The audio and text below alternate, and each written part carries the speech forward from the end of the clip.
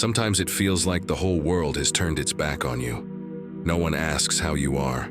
No one knows how hard you fought, and on top of that, it feels like you're talking to walls. Yet there's one truth you've forgotten. The unbreakable power of the soul isn't forged in support from others, but in the silent struggle you wage alone. As Marcus Aurelius said, "Don't be someone who shines by the light others give you. Don't depend on the peace others provide." In short, a person must stand on their own, not be held up by others. True courage isn't shown when you're surrounded by people. It's revealed when silence forces you to listen to yourself. So stop waiting for someone to act.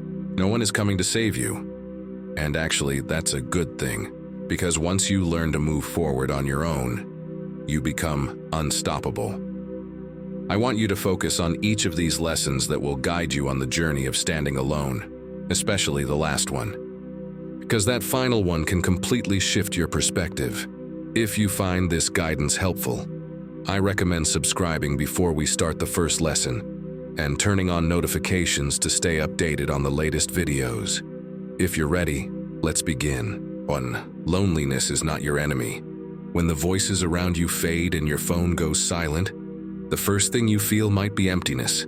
No messages, no calls, no warmth from a friend. Just you, silence, and the thoughts that make noise.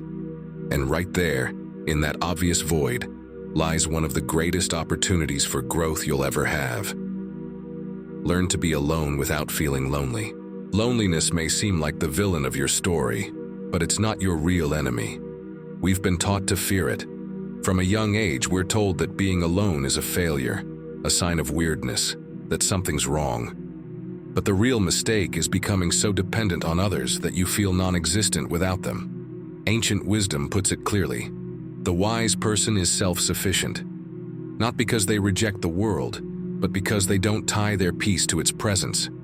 You could be surrounded by 1,000 people and feel more isolated than in a desert. Or you could be completely alone and feel a fullness overflowing from your chest. The difference lies in how you interpret that silence that scares you so much. Most people run from loneliness because they can't bear hearing their inner voice. The moment silence appears, they reach for a screen, open a social network, or seek any distraction to drown out the echo inside. They fear the confrontation that their own voice reminds them of things they've avoided solving. But the key is right there. If you learn to endure that silence, to listen to it, you become unstoppable. Anyone who can stay with themselves without running can withstand any storm. Think of loneliness as a room full of mirrors. At first, every reflection disturbs you. You see your flaws, fears, hidden wounds clearly. But if you stay a little longer, allow your eyes to adjust to that clarity, you start seeing beyond the imperfections. You begin to understand yourself, to discover parts of you that you've never looked at with compassion. In that moment, loneliness stops being a punishment and becomes a teacher.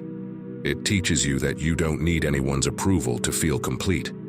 It teaches you the power of being with yourself without self-criticism. There's a deep difference between being alone and feeling lonely. Being alone is a physical state. Feeling lonely is a state of mind. You can control one. The other enslaves you. If you learn to distinguish between them, you turn loneliness into a productive space. Instead of filling that space with noise, you fill it with purpose. You start using that silence to think, create, heal, and grow. You realize that the constant external noise mostly serves to distract you from what's real, you. The ancient sages saw isolation not as a trap for the soul, but as a training ground. Marcus Aurelius wrote his thoughts amid the immense chaos of the empire, but he did it alone, speaking to himself. He did this to gain clarity, to find his center. Because sometimes you need to step back from the world to understand it. True emotional independence is exactly this. Knowing you can stand on your own feet, even if no one else is there, not needing others' presence to feel valuable.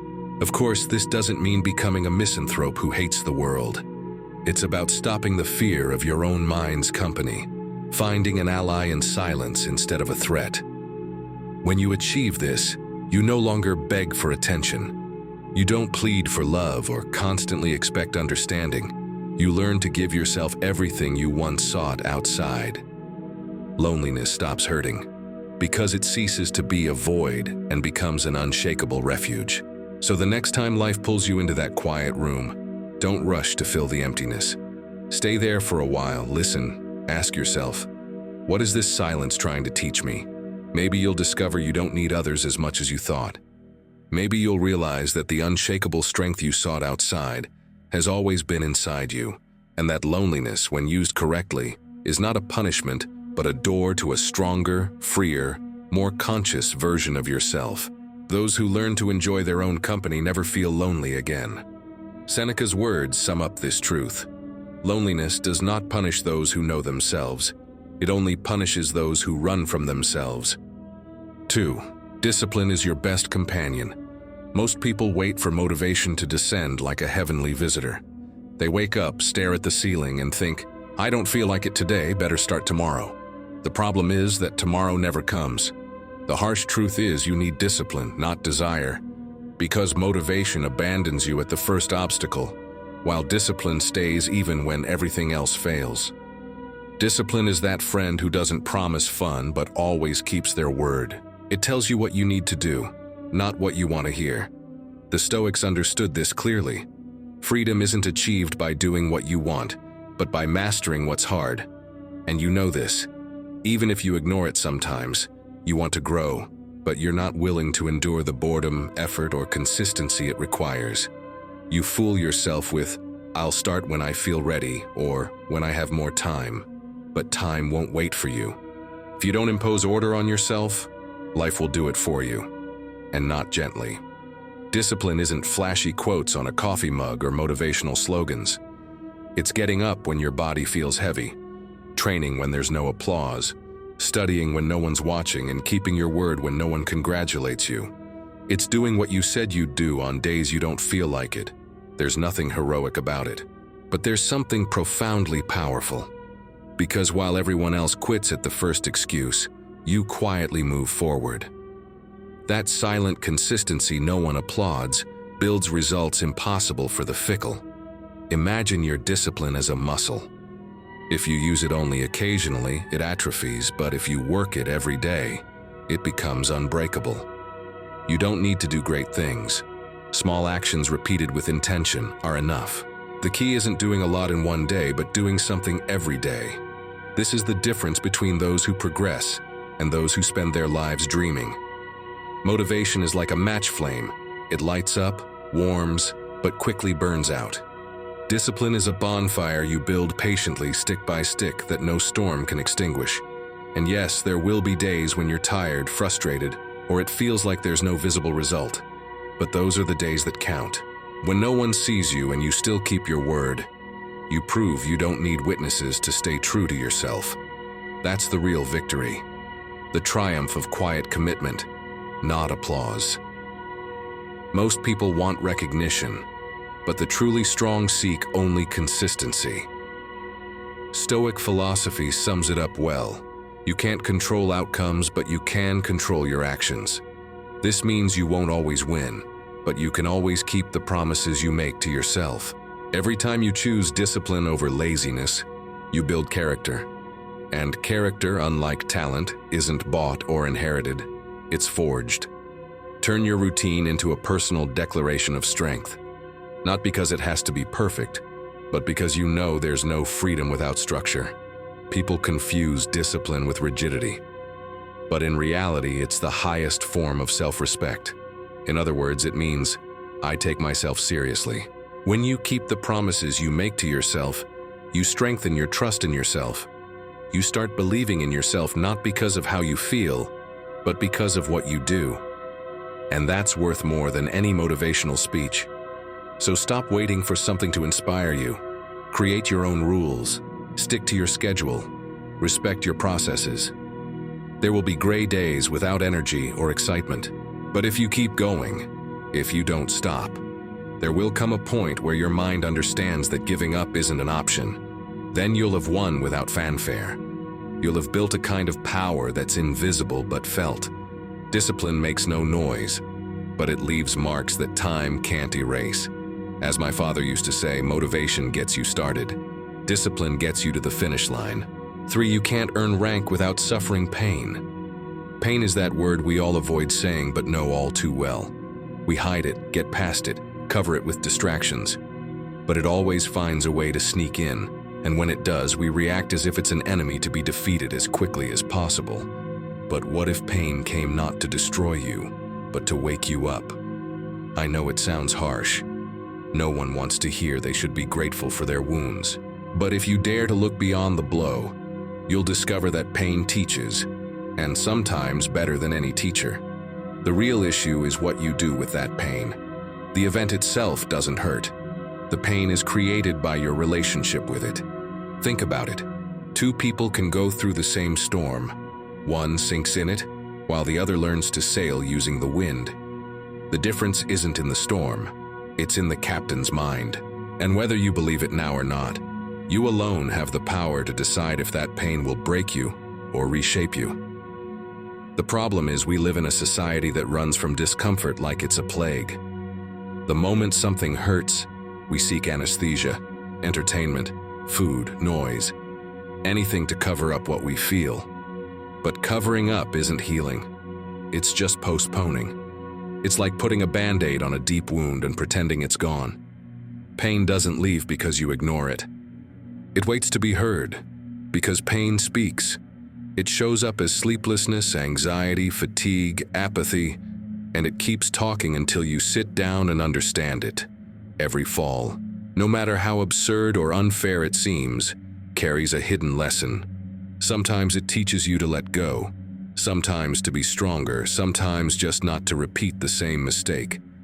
But to find that lesson, you have to stop seeing yourself as a victim of fate. You're not a victim life punishes. You're an apprentice life trains. And like all training, it hurts. No one gets strong lifting feathers. Imagine pain as a fire. If you get too close without understanding, it burns you. If you use it correctly, it warms, illuminates, transforms you. That's the difference between the one who suffers and the one who learns. The first laments their losses, staring at the ashes.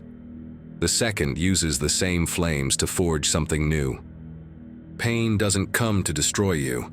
It comes to show you where you fell asleep.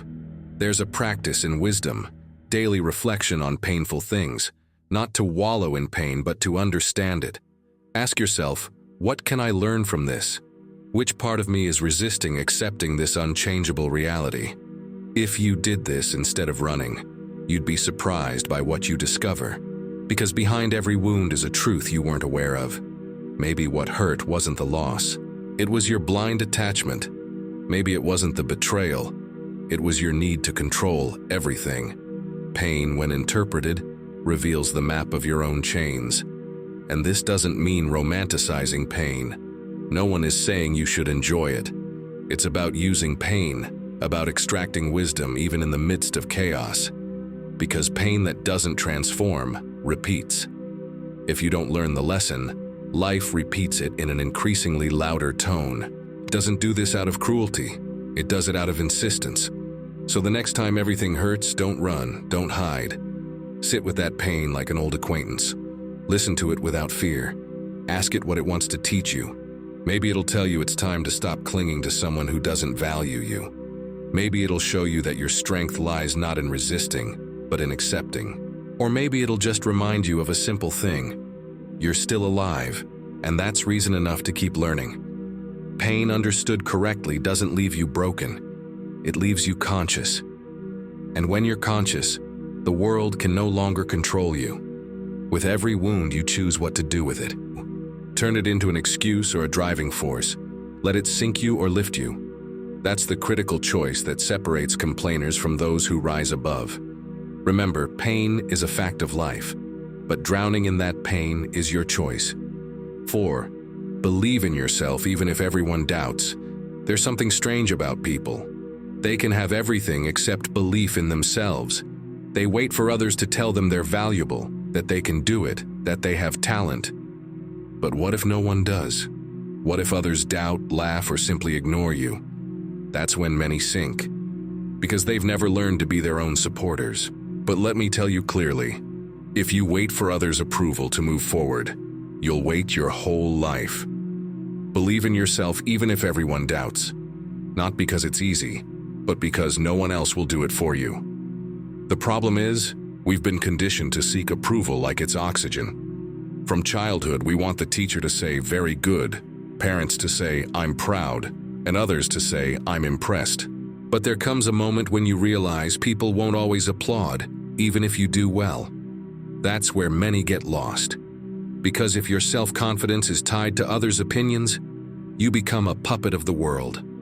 Praised today, you feel great. Criticized tomorrow, you crash. A self-esteem dependent on the outside is that volatile. It can't stand on its own. Relying on others' applause is like anchoring your ship not to the seabed, but to another passing vessel. When that ship changes course, you drift too. True freedom is anchoring within yourself, managing your own story even if the audience leaves the room. External approval doesn't define your worth. It only reflects it from time to time. True courage lies in continuing to believe in yourself even when everyone doubts, when things go wrong, and when your inner voice trembles. Trust isn't asked for. It's built. It's done step by step in silence, without big words. It starts when you decide to keep your promises to yourself, when you do what you said you'd do, even if no one watches. Every promise you keep to yourself strengthens your reliability to yourself. And here's the secret almost no one tells you. Believing in yourself is more than thinking you can do anything. It's knowing you'll do whatever it takes to try. Imagine yourself as an architect of your own mind. Every step you take is a brick.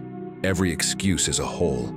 If you stop keeping the things you promised, your structure collapses. But if you build consistently, there comes a time when nothing and no one can tear you down. Believing in yourself doesn't come from repeating empty words. It's a result whispered back to you by your actions. It comes from seeing that you could, that you endured, that you succeeded. And of course, not everyone will understand your process. There will be those who mock you, who say you're not ready, who repeat that you're dreaming too much. But those judgments don't speak about you. They speak about them. People tend to project their own fears onto others. If they couldn't muster the courage to believe in themselves, they can't stand seeing you do it. Your job isn't to convince them. Your job is to move forward. Believe first, then prove. The results will speak for themselves, and then those doubters will say, "I always knew you'd succeed." And you'll smile, because you'll know it's a lie. Learning to be your own emotional support means no longer needing someone to keep you standing. It means being able to fall and get up without applause. It means making mistakes without self-loathing, moving forward without permission. No one can give you the confidence you don't give yourself, and if you don't support yourself, don't expect it from anyone else. True strength is moving according to your inner compass, not external winds. You can't control what others think, but you can control what you choose to believe. You can let criticism stop you, or use it as fuel. You can quit because they don't believe in you, or turn their doubt into your motivation. In the end, life always tests your self-belief before rewarding it. So stop asking for permission to believe. Stop waiting for someone to say you can, because they probably never will. Start acting as if you already know you'll succeed, even if no one sees it yet. Believe even when everything shakes. Believe even when they laugh. Believe even when you're alone. Because when you learn to believe in yourself without witnesses, you become unstoppable. As Epictetus said, trust isn't inherited. It's forged in the days when no one believes in you and you keep going anyway. 5. Calmness is power. We live in an age where everyone reacts to everything. A comment on social media, a misunderstood look, a small setback, and it's treated like the world is ending. We've been taught to respond, not to reply. That's where the problem starts, because when you react, you're not deciding. Your impulse, ego, or fear decides for you. But when you learn to stay calm, to observe before acting, to breathe before responding, something changes. You discover that calmness isn't weakness. It's the real power. The ancient sages knew this truth well. For them, The one who controls their mind controls their world. These teachings don't aim to eliminate emotions. They aim to manage them. It's not about becoming an emotionless stone. It's about learning not to be swept away by the current of the moment. Because if you can't control your anger, you surrender your will. And when you surrender your will, you become a slave to your own emotions. Most people think being strong means shouting louder, imposing your opinion, responding with anger, or defending your view at all costs. That's not power.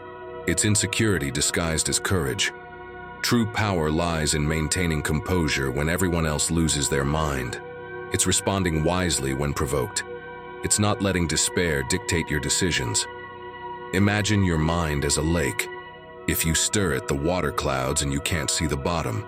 But if you wait, let it settle, the water clears, and you see everything clearly. Your mind works the same way when you learn to calm it. It's not about not feeling. It's about not letting what you feel cloud what you think. Calmness isn't imposed by force. It's developed through practice, silence, pauses, conscious breathing, the art of not responding immediately. The next time something upsets you, say nothing for a few seconds. Breathe. Notice how your mind tries to force you to react. That short gap between impulse and action is where your power lies.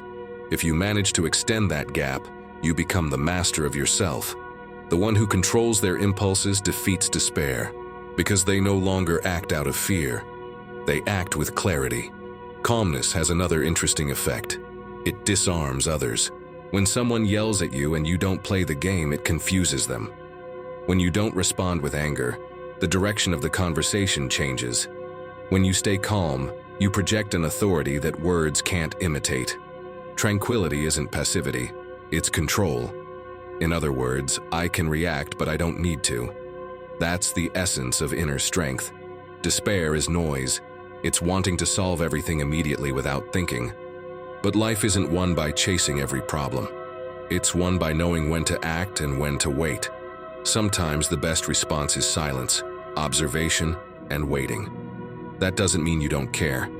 It means you understand that what's urgent isn't always what's important. Controlling your impulses means learning not to be a slave to your emotions. And this doesn't happen overnight. But every time you choose to respond instead of react, you increase your mental resilience. Calmness is like patiently weeding a garden. By managing one thought, one impulse at a time, you create space for tranquility to grow in your mind. So the next time everything pushes you to explode, remember, you don't have to. You don't have to prove anything. You don't have to win every argument. Sometimes the greatest victory is keeping control when everything around you loses it. Calmness isn't surrender, it's mastery. The one who masters their mind has already won half the battle. As Gandhi once said, calming the mind is the first step toward control, and control is the first step toward freedom. 6. Learn to start over. Starting over. Two words that sound easy until you actually have to do it, until you have to let go of what you knew, what gave you security, what you swore you'd never lose. And that's when the blow comes, realizing that nothing is as stable as you thought, that life changes without asking permission, and that sometimes being reborn is a necessity. But the strange thing is that whenever something collapses, a part of you becomes free. Even if it hurts, starting over is a way to take back control of your story. We fear change because it forces us to realize we're not as in control as we thought. We want to keep everything under control, the job, relationships, the future. But life, with its own sense of humor, is tasked with reminding you that nothing is forever. Life is like a frozen river. We stand on the shore wanting everything to stay the same. But the season changes, the ice cracks, and the current begins. There's a point where you have to accept the power of that current whether you resist or not. The only thing that determines whether you disappear or transform is your choice in that moment. Accepting that every change involves a loss isn't giving up, it's maturing. Because every new beginning has a cost. Letting go of people, places, habits, or old versions of yourself that no longer fit. The hard part isn't letting go. The hard part is doing it without fear. But think about it. Clinging to something that no longer serves your growth is like insisting on wearing shoes that are too small. At first, you endure out of habit, but there comes a moment when you can only move forward by taking them off. Being reborn requires letting go of what no longer serves you, and that includes your own excuses. I can't. It's too late. This is just who I am. Or, what will they think? Letting go of these habits isn't forgetting. It's understanding that some phases have fulfilled their purpose, that some things aren't lost. Just their time has expired. And that's okay. Life isn't about accumulating. It's about learning to let go. Imagine your life as a room full of objects. Some are useful, others just take up space. Every time something ends, life gives you a chance to clean the house, to decide what stays and what goes. But many prefer to live surrounded by broken memories rather than face the temporary emptiness left by letting go. The problem is that without empty space, nothing new can enter. Every new beginning is actually an opportunity in disguise. At first, it seems like a punishment, a failure, or an irreparable loss. But as time passes, you realize that collapse was necessary, that what seemed like an end was the push you needed to get out of a place where you thought you couldn't move anymore. Sometimes life doesn't ask permission to renew you. It pushes you toward where you belong. Yes, starting over is scary. Fear of looking ridiculous, making mistakes, failing. But you should fear indifference more. Fear staying in a place that no longer fits you, repeating the same patterns, living on autopilot just because change is hard. The fear of starting over costs you more opportunities than any failure. Because in the end, what hurts the most isn't losing. It's not having the courage to try again. Change doesn't always come with neon lights and a big reveal. Sometimes it starts in silence. The day you decide you don't want to keep living the same way, the moment you choose not to repeat history. Don't wait for life to force you. You start. Delete what doesn't work. Rebuild with what's left and move on. Every step forward, no matter how small, is a victory. Don't fear starting over.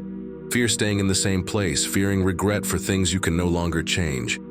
Because every time life forces you to start over, it's also giving you a chance to do your best. Remember, the art of starting over isn't about erasing the past. It's about allowing the next chapter of your story to be written better than the previous one. Stoicism. You are your own motivation. There are days when even the most comforting words from your favorite person can't lift your spirits. Days when you stare at the ceiling and think, what's the point? Days when no one understands you, no one encourages you, and everything feels like an uphill battle. And that's exactly where those dependent on applause separate from those who learn to be their own driving force. Because whether you like it or not, no one is coming to save you, and even if they did, it wouldn't last. So if the whole world seems to have forgotten you, you'd better learn to be your own motivation. We live obsessed with recognition. We post photos. We share successes. We wait for comments, likes, constant approval. But motivation tied to external approval has an expiration date. Because the day they stop applauding, you collapse, and it can't be like that. You can't hand over your energy to others' judgments. You're missing the real truth. Your worth isn't a label tied to others' applause. It's your quiet alignment with your own principles.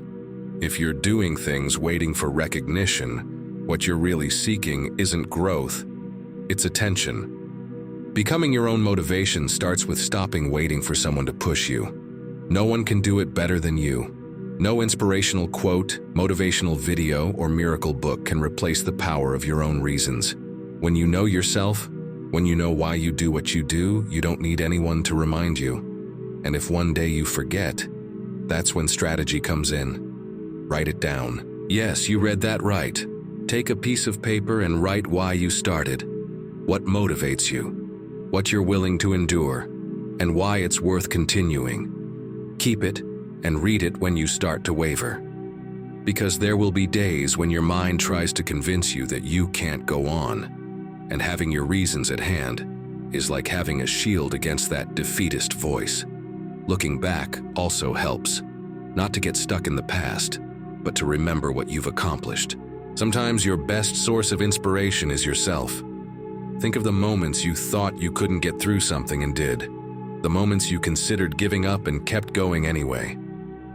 No matter how small they seem, those victories are proof you can do more than you think.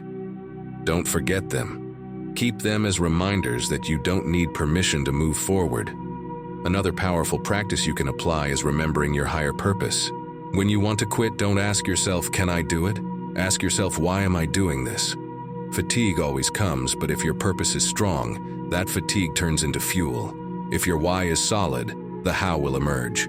What you can't afford is living on fleeting bursts of inspiration. You need something more stable, deeper, more your own. And yes, there will be days when nothing feels meaningful, when neither your reasons nor your goals nor your memories seem enough. But even then, keep moving. Not because you feel like it, but because your will demands it. Because sometimes it's not about being filled with inspiration, but about staying consistent until the desire returns. Motivation isn't found by waiting. It's a wheel that starts turning when you act. So stop seeking inside what you have outside. Applaud yourself. Remind yourself. Push yourself. You'll spend the most time with yourself, so you'd better learn how to inspire yourself. Don't depend on praise or approval. Trust your commitment to yourself. When you achieve this, you'll realize you don't need anyone to move forward. Remember, when there's no one to motivate you, that inner voice telling you to keep going has to be you. 8. Silence speaks louder than words. Silence is that uncomfortable thing most people rush to fill with words, music, or noise. It seems we're so afraid of being alone with our thoughts that we do anything to distract ourselves. But strangely, silence isn't empty. It's the echo chamber of your soul. It returns every whisper you tried to hide under the noise, and if you learn to listen to it, it tells you more about yourself than any conversation. Silence speaks louder than words, but only if you stop running from it. We live in a society addicted to speaking, reacting, and responding. Even if they have nothing important to say, everyone wants the last word. But sometimes the greatest power lies not in what you say, but in what you choose to remain silent about. The wise throughout history knew this well. Mastering speech is mastering oneself, because when you rush to speak, you give up control. But when you know when to be silent, you observe, analyze, and respond wisely. Not everything deserves a response. Some battles are won in silence. There are provocations that only aim to pull you down to their level. And if you fall into that trap, you lose more than an argument. You lose your inner peace. Learning to be silent isn't cowardice, it's strategy. It's understanding that not everything said deserves your energy. Sometimes silence hurts more than any word, and that's why few can endure it. But silence, when used well, builds respect. The person who doesn't react with anger or feel the need to prove themselves shows more than the one shouting.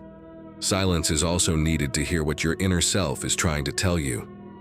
I'm not just talking about the forced silence of turning off devices.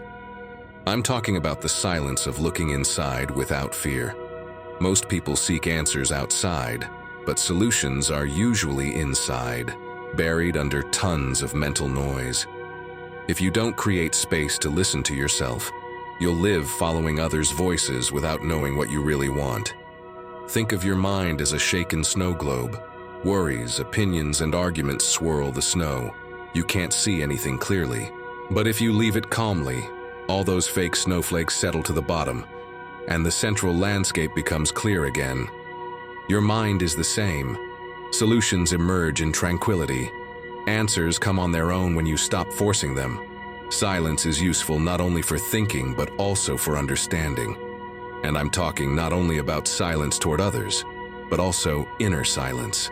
The silence you achieve when you stop arguing with yourself, when you stop feeding thoughts that lead nowhere. Sometimes the most destructive dialogue is the one you have in your head. I can't. I'm not good. It's too late. Words you repeat so often that you end up believing them. But if you silence that noise, if you learn to observe your thoughts without turning them into reality, you'll realize you don't need that much noise to move forward. Silence also teaches you to observe others better. When you're silent, you see what others don't. Intentions, insecurities, truths hidden between the lines. Speaking less and listening more not only makes you wiser, it makes you freer too. Because while others expend energy defending their egos, You can serve yours to act rationally. Tranquility isn't imposed with words, it's conveyed with presence. And yes, silence is disturbing, especially when it starts showing you what you don't want to see. Your fears, contradictions, attachments. But that's also the beginning of understanding. Those who don't fear silence learn to live with their own truth. Those who run from it get lost in noise. So if you want to move forward, learn to be silent. Not out of surrender, but out of wisdom. Not everything deserves a response. Not everything requires an explanation. Sometimes the best argument is calmness. As Nelson Mandela said, the one who knows when to be silent while everyone shouts is the one in control. 9. Be selective about your energy. There's something no one teaches you, but you eventually learn the hard way. Your energy isn't infinite. You can't live distributing your attention, time, and peace as if there's plenty. Because there isn't. And before you know it, you'll find yourself exhausted, drained, wondering, why do I feel this way when I haven't done anything wrong? That's the trap. It's not just about what you do. It's about who you do it with. Not everyone deserves access to your mind or time. Being a good person doesn't mean leaving your door open to everyone.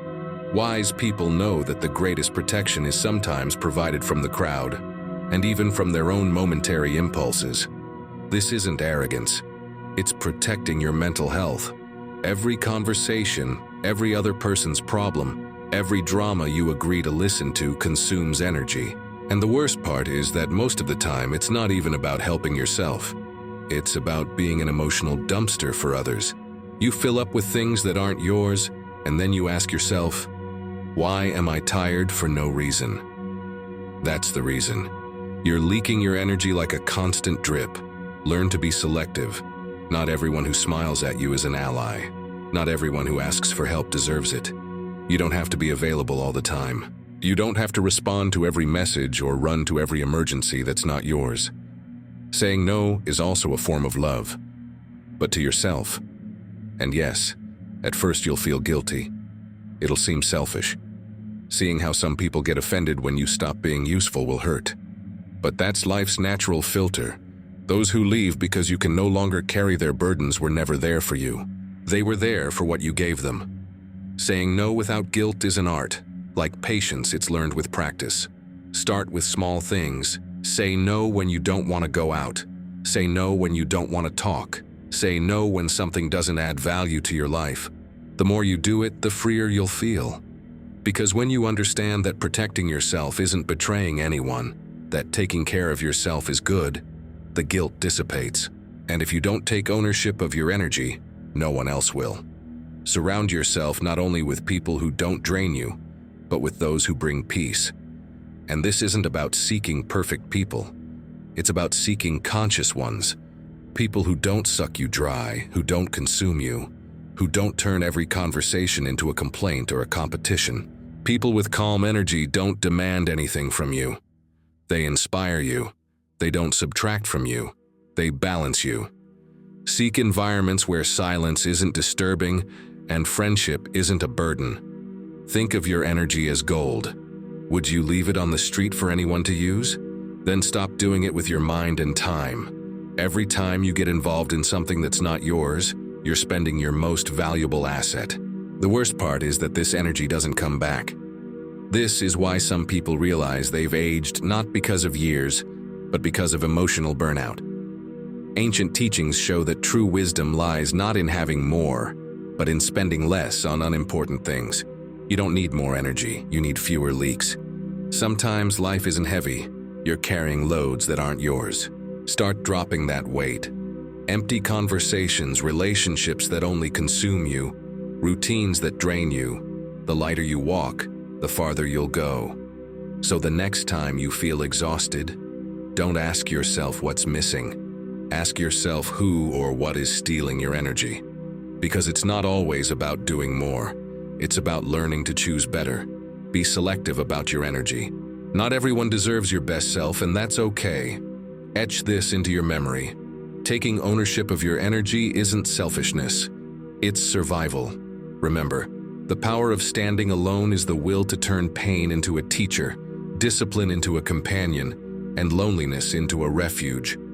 Walk believing in yourself despite everyone, staying calm in the midst of chaos, and protecting your energy.